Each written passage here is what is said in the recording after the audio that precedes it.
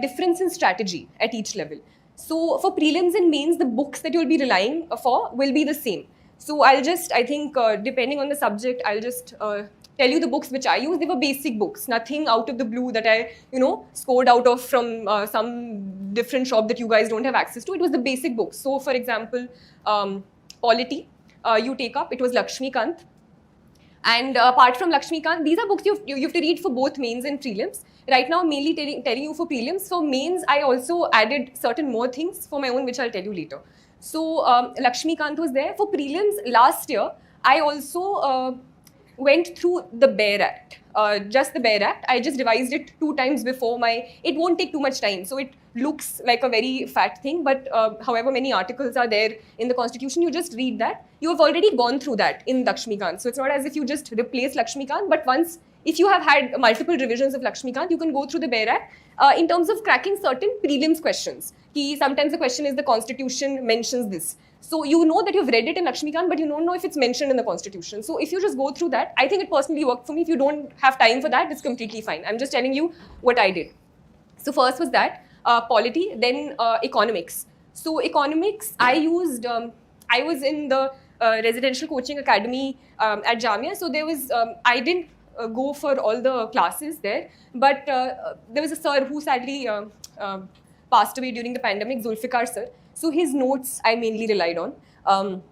And so they were available. I used that. Some people who were preparing alongside me also looked at certain other notes which are available in the market. If you're coming for coaching classes, I think sir teaches economics here, you can just rely on your coaching classes notes. So I think the most important thing is relying on one source. So whatever coaching you're going for, whatever classes you're going for, just stick to those notes.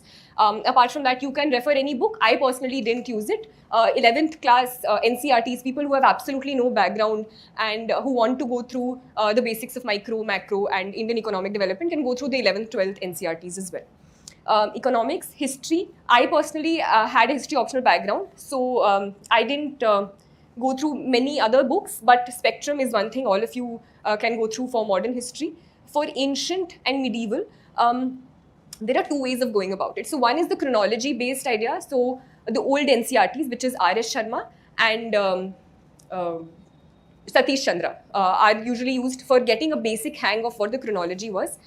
For the prelims, I also went through the themes books. But because I was already a humanities student, it took me a little less time. I just skimmed through them and jotted down points which I thought were important with regard to the prelims. Geography, just sticking to the basic NCRTs, 11th and 12th mainly.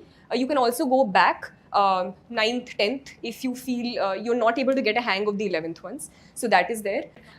Towards the end, closer to my prelims, I also used to do a sort of analysis of previous year papers. So based on that, I made a Google map of major national parks and sanctuaries in terms of understanding their location and not just like remembering them. So I just used to pin them and look there. I made a list of the endangered animals, the 22 species recovery program, just getting a hang of the environment that those specific animals live in. So certain things apart from the book you have to do on your own. So those things I used to sort of make a list about that. Basic, so that sort of analysis of previous year papers you can do. Any other subject? Yeah. Art and culture, I used 9th class fine arts. I think it's a good book with regard to a basic understanding of architecture, temples, which helps you in mains also. Last year there were questions which, if you had gone through the fine arts book of 11th class, you could have answered sufficiently well. And for science and tech, I didn't use any specific material. You can go through the NCRTs. I think previous year's prelims paper, if you had gone through the NCRTs, it was a lot of like biology-based questions. If you had just gone through previous year papers and looked at NCRTs, you would have been fine. I personally didn't go through that, but I think it's a good idea. And science and tech, I use the basic material that is available towards the end in terms of the whatever coaching books or compilations at the end which are available for prelims. I use that. So these were the basic books. Apart from that, for current affairs, you can use whatever coaching material. I used to use the compilations. I personally didn't go through monthly books because I didn't have that much time. But I have seen lots of people use the monthly books and leave the compilations. So they used to regularly read the monthlies, make tiny notes or underline, and then use the monthlies only. So that depends on you. I don't think it makes any difference.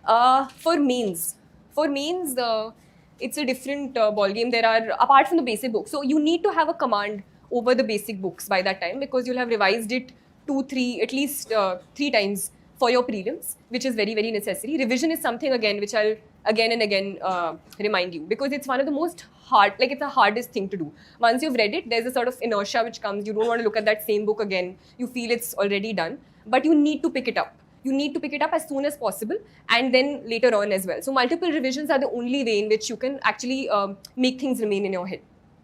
For mains, apart from all of this, looking at the previous year syllabus is very, very important, and looking at previous year question papers is very, very important. So what I would suggest is, if you're, say, looking at geography, or if you're looking at environment, you would have your class notes with you, right? So you would have your class notes with you, you have your basic books with you. Before you start again revising or start preparing, just go through the syllabus of that particular geography unit. Or for example, say social issues unit, there's an issue called, I think, women's issues or population. There are certain keywords which are mentioned there. So while you're going through that material, focus on those keywords again, and then look at the previous year question papers as well, and after that come back to study. So you'll be studying the same thing, but your orientation and in your mind you'll be like, acha, this is some question which came, this is some question which may come in the future. So there's a trend you can analyze and then prepare accordingly. So that, I think, was important for me in terms of keeping the syllabus in mind and then reading your static material. As a corollary to that, and that is what Sir was also saying in terms of how to integrate your class notes with the preparation and with current affairs. So after you've done the basic preparation, when you're going through current affairs, and I personally, the newspaper was a very important part of my preparation. I used to read the Hindu early on. Towards the end, I started reading the Indian Express also. I've heard that, and I think there are editorial in terms of analysis on the site of Vajiram. So that also you can go through. But I think there's no substitute to reading the paper. So read the analysis, but also develop a habit of reading the paper as well. And so based on those headings in the syllabus, what I used to do with the notes that I used to make of the newspaper was not a note of the article itself. So for example, if there's something on river interlinking, there's a news which came, there's a proper article in it. My notes will not be about that article. My notes will be about river interlinking, right? And so I'll talk about the issue, the history of it, why, what. So it'll take a little more time.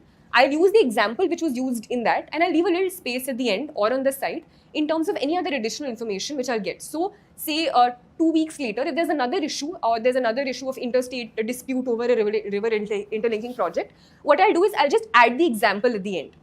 So my notes are already ready. If there's any additional point in terms of causes or consequences or way forward, I'll write that also. So rather than making article-based notes, I used to make topic-based notes based on the syllabus and things and topics which I feel could help me, and a probable question could come on that. So that was how I prepared for mains.